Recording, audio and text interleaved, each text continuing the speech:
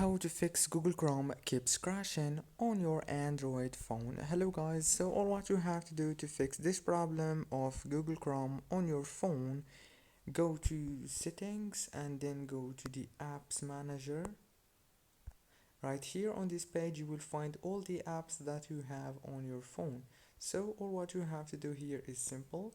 Go to the Chrome app and go to this permissions option and make sure to enable only the permissions that you need, and then go back and click on force stop and click on storage, click on clear cache and then click on manage space like this and click on clear all data. Now go back and restart your phone, then click on Google Chrome and I am sure it's gonna work for you. Don't forget to like, subscribe. Thank you for watching.